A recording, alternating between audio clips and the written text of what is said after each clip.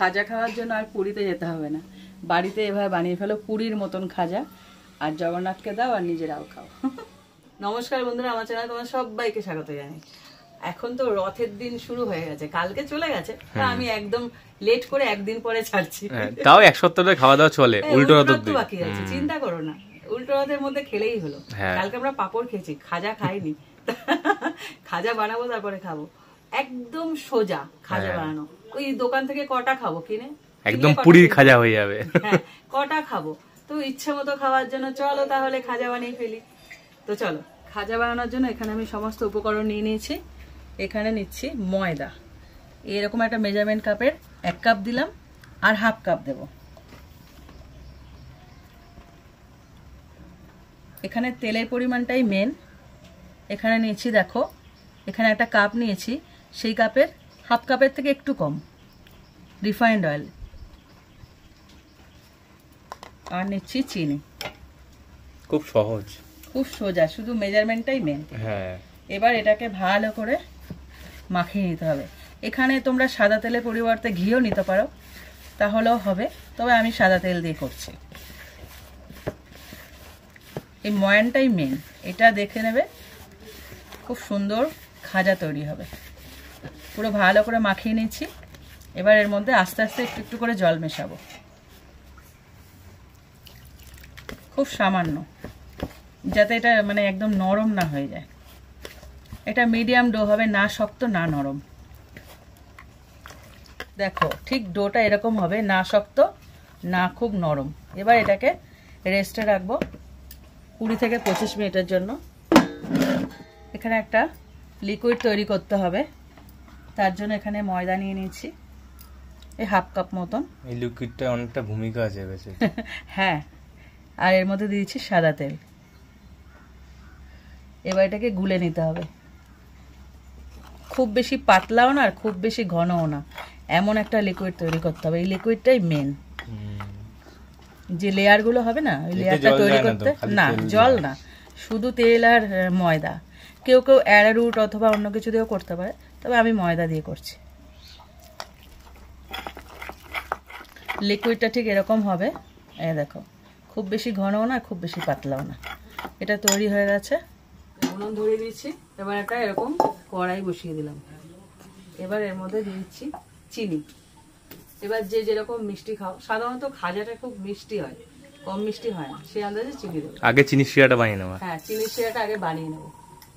এখানে দিয়ে দিলাম পরিমাণ মতন চিনি আর পরিমাণ মতো জল, এর মাপটা আমি বলবো না।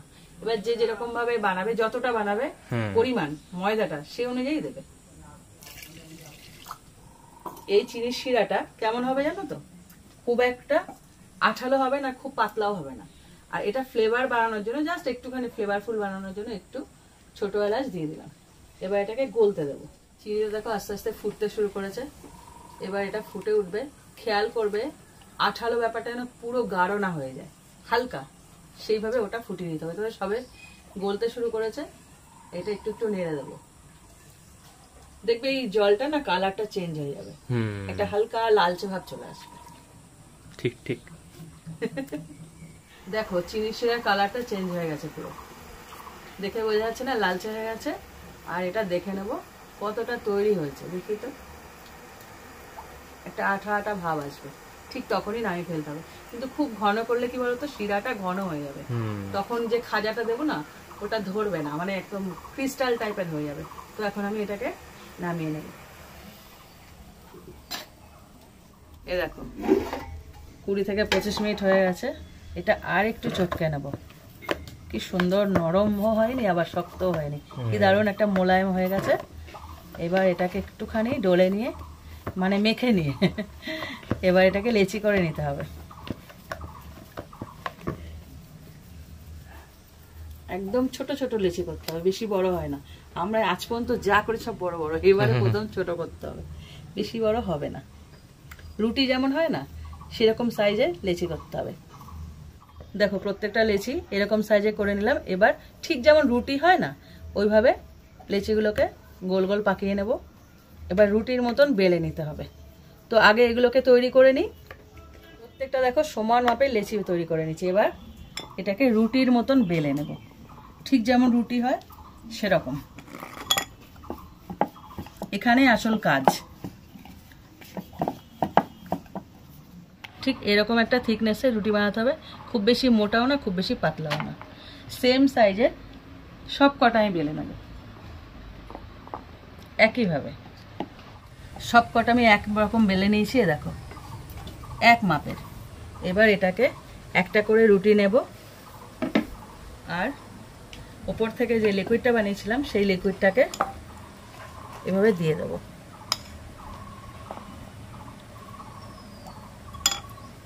পুরোটা যেন এটা ছড়িয়ে যায়, একদম কোনো জায়গায় না বাদ না থাকে। পিঁপড়ে চলে আসছে, পিঁপড়ে ওই যে তৈলাক্ত জিনিস না, ওই জন্য পিঁপড়েটা চলে আসছে। পুরোটা লাগানো হয়ে গেছে। এবার ওপর থেকে আর একটা রুটি আমি বসিয়ে দেব। ঠিক একইভাবে ওপর থেকে আর একটা সেম প্রসেসে এই লিকুইডটা দিয়ে দিতে হবে। কিছুই না কিন্তু, সহজ একদমই সোজা।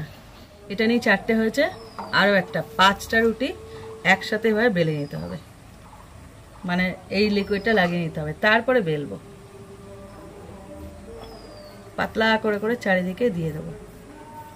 বাহ, আধুনিক পদ্ধতি। না এই প্রসেসেই করতে হয়, আধুনিক পদ্ধতি না।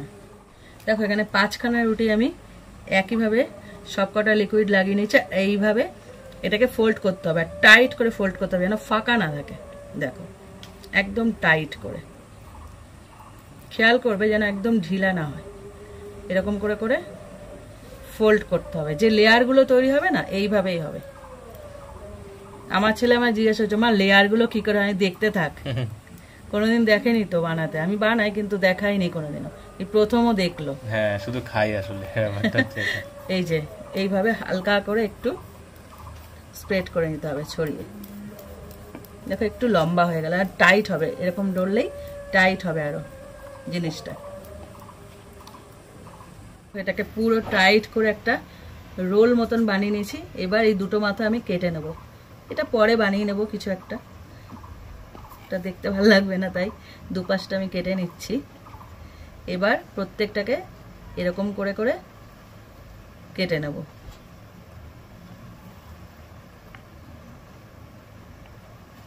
প্রত্যেকটা আমি কেটে নিয়েছি।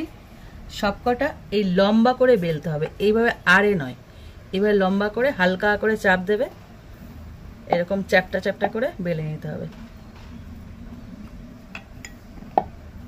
এবার যতটা লম্বা করতে যাও ততটা লম্বা করবে, পুরো জিভে লম্বা, কি দারুণ দেখতে হচ্ছে। এবার সবকটা আমি একে একে বেলে নেব, ঠিক আড়ে নয় কিন্তু লম্বা।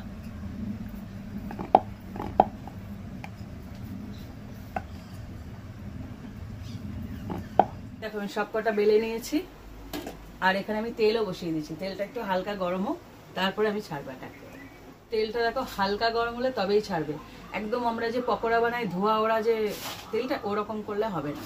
তো হালকা গরম হয়ে গেছে, এবার আমি আস্তে আস্তে ছেড়ে দিতে হবে। এরকম মানে টেম্পারেচারটা না মিডিয়াম রেখে ভাজতে হবে, তবেই হবে ক্রিস্পি। আগেকার দিনে বলতো না জিভে গজা, সেই অনেক পুরোনো আমলে। এই জিভে গজার মতো এক একটা জিভের মতো দেখতে হচ্ছে। এগুলো একটা একটা করে ভেজে নেব। এই দেখো লেয়ারটা কি সুন্দর তৈরি হচ্ছে, আর হালকা আছে ভাজা হচ্ছে। পুরির খাজা হলো। কি দারুন! এটাই ওই যে লিকুইডটা দিলাম না, ওটার মানে গুণ। আর লেয়ার গুলো যে পরপর পরপর তৈরি করেছি, মানে এতগুলো যে রুটি বানিয়ে করেছি, তার জন্য লেয়ারটা দিয়েছি। আস্তে আস্তে ভেজে নিতে হবে, খুব ক্রিস্পি হবে। দেখো ঠিক এরকম ব্রাউন কালার যখন হয়ে যাবে তখন বুঝে যাবে যে হয়ে গেছে। আর লেয়ার গুলো কি সুন্দর হয়েছে দেখো। হ্যাঁ, কি সুন্দর হয়েছে বললাম না। এগুলো তোলার সাথে সাথে এখানে যে চিনির শিরাটা রেখেছি এর মধ্যে দিয়ে দিতে হবে, সাথে সাথে একদম গরম অবস্থায় দেবে কিন্তু। আর আওয়াজ করছে আমার সবচেয়ে ভালো লাগছে কি বলতো, লেয়ার গুলো। অসম্ভব সুন্দর হয়েছে, এগুলো খেতে খুব ভালো লাগবে। দোকান ফেল হয়ে গেছে। হ্যাঁ, এবারে এই চিনি শিরাটা আস্তে করে দেখো এত ক্রিস্পি যে বেরিয়ে যাচ্ছে। হ্যাঁ খুলে যাচ্ছে। এবার এইটাকে ভিজিয়ে দিতে হবে আর কি, ওলট পালট করে ভিজিয়ে দেবে যেন ভেতর অবধি পৌঁছায়। এই জন্য এটা বেশি ঘন করা যাবে না প্রত্যেকটা। এবার পরের যে খাজাগুলো আমি আস্তে আস্তে ভেজে নেবো। তাহলে আমি এখানে খাজাটা শেষ করছি। তোমরা কিন্তু এই যেভাবে প্রসেসটা দেখালাম না সেম ভাবে বানিয়ে দেখো, তবে মেজারমেন্ট যেটা দেখিয়েছি ময়দা আর ওই তেলে ওটা হলো মেন। ওটা যদি এদিক ওদিক হয় তাহলে কিন্তু যে লেয়ার গুলো না সুন্দর আসবে না। এটা খেয়াল করবে আর বানাবে, একদম অ্যাকুরেট আসবে। তো তোমরা বানাও আর আমাকে কমেন্ট করো কেমন খেলে খাজা। একদম পুরীর মতন হবে, বা এই যে আমরা মিষ্টির দোকান যেগুলো মেলায় বসে সেম একই ভাবে বানায় ওরকম। আমরা কিনে খেলে কটা খাই, বাড়িতে বানালে অনেক খাওয়া যায়। তোমরাও বানাও, খাও আর কমেন্ট করো আর এটা শেয়ার করো। ভালো লাগলে এরকম লাইক দিও আর এরকম অনেক রেসিপি পেতে আমার চ্যানেলটা সাবস্ক্রাইব করে দিও। তো আজকের মতন টাটা।